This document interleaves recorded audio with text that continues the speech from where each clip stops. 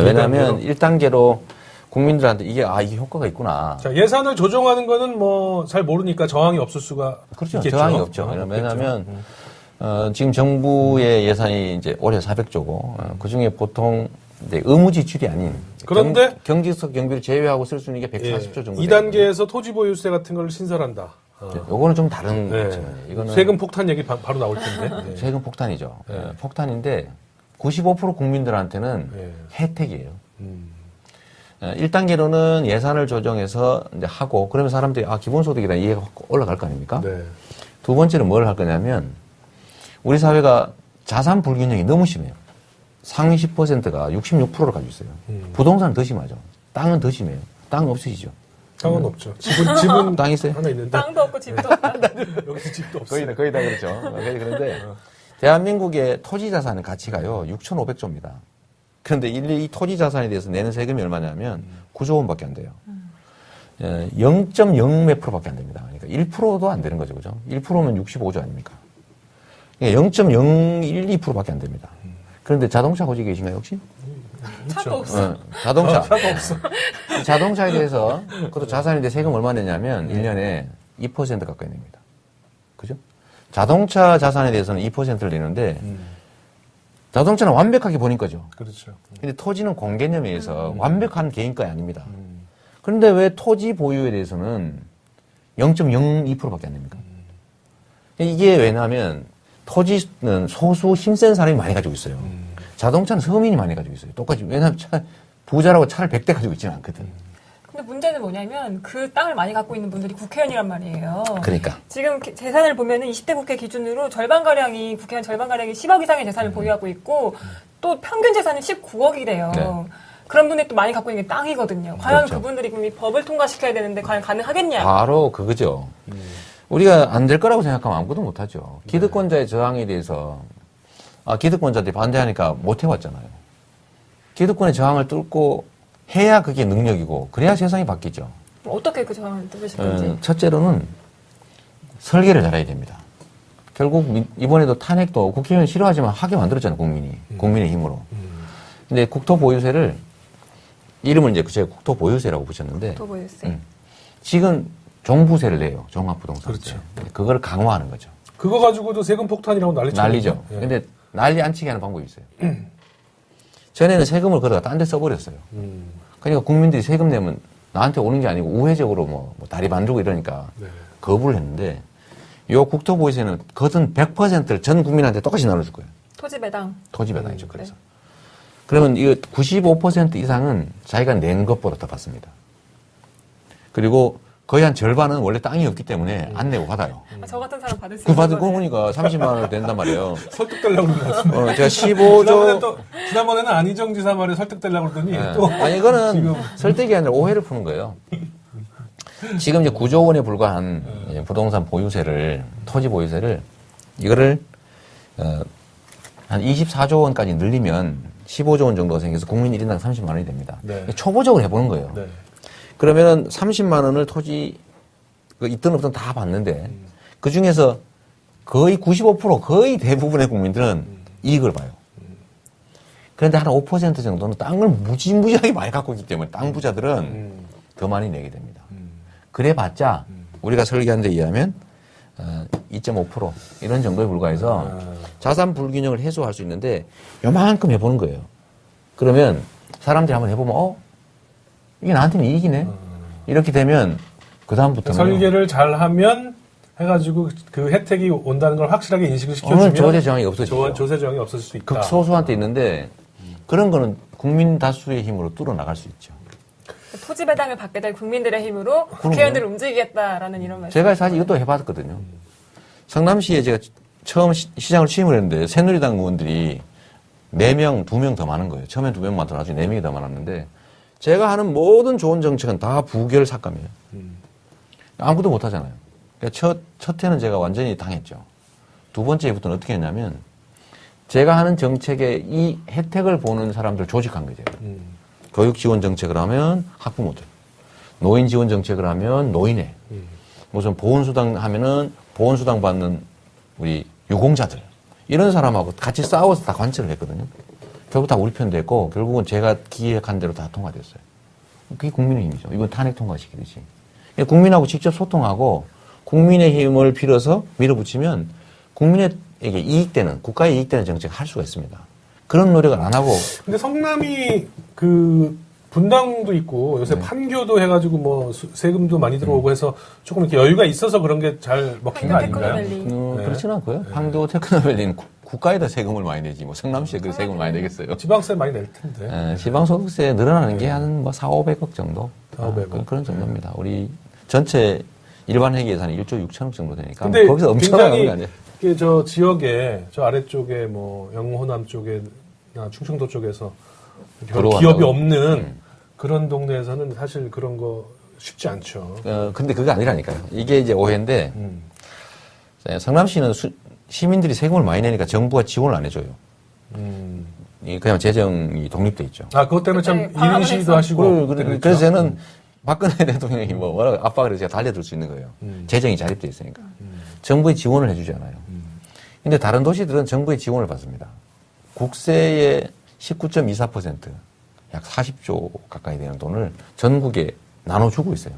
이 나눠받는 곳은 정부에 못 달려들죠. 그런데 실제로 정부에 지원받는 금액까지 합치면 성남시 예산이 다른 데보다 더 적습니다. 지출 예산이. 그래서 헌재에도 제가 그 자료를 냈죠. 그런데 더 뺏어가겠다는 거죠. 그래서 이거는 오해예요. 시민들이 세금을 많이 내는데 많이 낸다는 이유로 정부가 지원을 안 해주고 있고 그래서 최종적으로 쓰는 1인당 예산은 정부 지원 예산을 합치면 성남시가 더 적습니다. 황당하죠?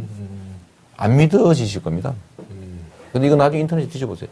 근데 이제 대통령이 되시면 성남시는 그렇지만 전국의 상황을 다 컨트롤 하셔야 되잖아요. 근데 전국의 살림을 잘 살게 하는 방법이 있어요. 제가 이 두 분한테 용도를 정해놓고 100만 원씩 드렸어요. 요 용도로 쓰시고 이분은 다 쓰고 남은 거 돌려주시고 이분은 다 쓰고 남는 거 본인 가지세요. 라고 했을 때 누가 아낄까요? 물어나 모르지. 가지라고 하는. 누가 아끼냐고 제가 아끼죠. 당연히 아끼죠. 여기는 왜냐면 아끼는 만큼 내 거가 되기 때문에 그렇죠. 주거라고 예산 절감을 하게 됩니다. 근데 여기는 돌려줘야 되죠. 그러니까 다 쓰지. 아껴요, 안 아껴요? 다 써버려야지. 이게 우리나라 지방자치 현실입니다. 정부에서 지원을 해주면서 예산을 아끼면 반납해야 되고요. 계속 아끼면 지원금이 줄어들어요. 그러니까 정부 지원을 받는 데는 예산 집행의 효율성이 현저히 떨어지고 성남이나 수원, 뭐 용인 이런 데처럼 아끼는 만큼 딴 데 쓸 수 있는 곳은요 주거라고 지었답니다. 그러니까 막 돈 남으면 보도 블록하고 막 하고 다 썩어 없어버려. 준다는 말씀이네요. 자율성을 주면 예산 집행 효율성이 제가 보기에는 최하 30에서 50%까지 개선됩니다. 똑같은 돈 가지고. 그렇겠어요, 안 그렇겠어요? 자율성 말씀하셨는데 한편으로는 그 기본소득 금액을 약간 용도를 제한해야 된다. 약간 그런 말도 나와요. 그런 건 어떻게 생각하세요? 용도를 제가 제한하죠. 어떻게 그러니까 제한하냐면 더 엄격하게. 지역화폐를 지급을 하게 되면 그 지역화폐를 쓸 수 있는 그 용처가 제한됩니다. 성남에서는 예를 들면 대형 유통점, 예를 들면 무슨 복권방, 이런 데 못 쓰게 돼 있죠. 그 용도를 제한해야 된다고 보시는 거예요? 당연하죠. 그래야 지역 경제가 살고 자영업자들이 삽니다. 그러니까 뭐 재래시장이라든가 동네 마켓이라든지 자영업자들 서점 뭐 이런 데는 다 등록해서 그런 데서만 쓸 수 있게. 그럼요. 거기서만 은행에서 돈을 바꿔줘. 현금으로. 그러니까 사는 거예요. 안 그러면 이거 다 모아가지고 딴 데 써버린다니까요. 그래서 이게 기본소득이라고 하는 것을 그 상품권을 막 할인해가지고 사고 팔고 그러지 않을까요? 네? 그런 사람도 있겠지요. 있는데 현금으로 줘서 마음대로 쓰는 것보다 낫지 않습니까? 그건 꼬투리 잡는 거죠. 네, 꼬투리 한번 잡아봤습니다. 아니, 이게 전에 그 성남에 우리가 이제 지역화폐로 주니까 이제 뭐 한경이니 뭐 이런 데서 꼬투리 잡았는데 깡했다고. 뭐 한 사람도 있겠지. 주로 깡을 어디다 하냐면요. 청년배당을 하니까 엄마한테 깡을 하는 거예요. 그냥 불편하잖아. 엄마는 더 주죠. 그렇게 쓰는 것도 쓰는 방법인데 그거는 왜 안 된다고 그러냐. 제가 그렇게 한번 얘기했고요. 그 부작용보다는 그걸 지역 경제에 직접 활용되게 반드시 한 번은 쓰여지게 아니면 경제 활성화 효과가 크다. 이거를 한 24조 원까지 늘리면 15조 원 정도가 생겨서 국민 1인당 30만 원이 됩니다. 네. 초보적으로 해보는 거예요. 네. 그러면은 30만 원을 토지 있든 없든 다 받는데 그 중에서 거의 95% 거의 대부분의 국민들은 이익을 봐요. 그런데 한 5% 정도는 땅을 무지무지하게 많이 갖고 있기 때문에 땅 부자들은 더 많이 내게 됩니다. 그래봤자 우리가 설계한 데 의하면 2.5% 이런 정도에 불과해서 자산 불균형을 해소할 수 있는데 요만큼 해보는 거예요. 그러면 사람들이 한번 해보면 이게 나한테는 이익이네. 이렇게 되면 그 다음부터는 설계를 잘하면 해가지고 그 혜택이 온다는 걸 확실하게 인식을 시켜주면 조세 저항이 없어지죠. 조세 저항이 없어질 수 있다. 극소수한테 있는데 그런 거는 국민 다수의 힘으로 뚫어 나갈 수 있죠. 토지 배당을 받게 될 국민들의 힘으로 국회의원들을 움직이겠다라는 이런 말씀. 제가 사실 이것도 해봤거든요. 성남시에 제가 처음 시장을 취임을 했는데 새누리당 의원들이 4명, 2명 더 많은 거예요. 처음엔 2명 많더라 나중에 4명이 더 많았는데 제가 하는 모든 좋은 정책은 다 부결 삭감이에요. 아무것도 못 하잖아요. 그러니까 첫 해는 제가 완전히 당했죠. 두 번째 해부터는 어떻게 했냐면 제가 하는 정책에 이 혜택을 보는 사람들 조직한 거죠. 교육 지원 정책을 하면 학부모들, 노인 지원 정책을 하면 노인회, 무슨 보훈수당 하면은 보훈수당 받는 우리 유공자들 이런 사람하고 같이 싸워서 다 관철을 했거든요. 결국 다 우리 편 됐고 결국은 제가 기획한 대로 다 통과됐어요. 그게 국민의힘이죠. 이건 탄핵 통과시키듯이. 국민하고 직접 소통하고 있어요. 자동차는 서민이 많이 가지고 있어요. 똑같이. 왜냐하면 부자라고 차를 100대 가지고 있지는 않거든. 근데 문제는 뭐냐면 그 땅을 많이 갖고 있는 분들이 국회의원이란 말이에요. 그러니까. 지금 재산을 보면은 20대 국회 기준으로 절반가량이, 국회의원 절반가량이 10억 이상의 재산을 보유하고 있고 또 평균 재산이 19억이래요. 네. 그런 분들이 또 많이 갖고 있는 게 땅이거든요. 과연 그렇죠. 그분들이 그럼 이 법을 통과시켜야 되는데 과연 가능하겠냐. 바로 그거죠. 우리가 안 될 거라고 생각하면 아무것도 못하죠. 기득권자의 저항에 대해서 기득권자들이 반대하니까 못 해왔잖아요. 기득권의 저항을 뚫고 해야 그게 능력이고 그래야 세상이 바뀌죠. 어떻게 그 저항을 뚫으실 건지. 첫째로는 설계를 잘해야 됩니다. 결국 이번에도 탄핵도 국회의원 싫어하지만 하게 만들었잖아요. 국민의 힘으로. 근데 국토보유세를 이름을 이제 제가 국토보유세라고 붙였는데 국토보유세. 지금 종부세를 내요. 종합부동산세. 그렇죠. 그걸 강화하는 거죠. 그거 가지고도 세금 폭탄이라고 난리죠. 예. 근데 난리 안 치게 하는 방법이 있어요. 전에는 세금을 걸어다 딴 데 써버렸어요. 그러니까 국민들이 세금 내면 나한테 오는 게 아니고 우회적으로 뭐 다리 만들고 이러니까 네.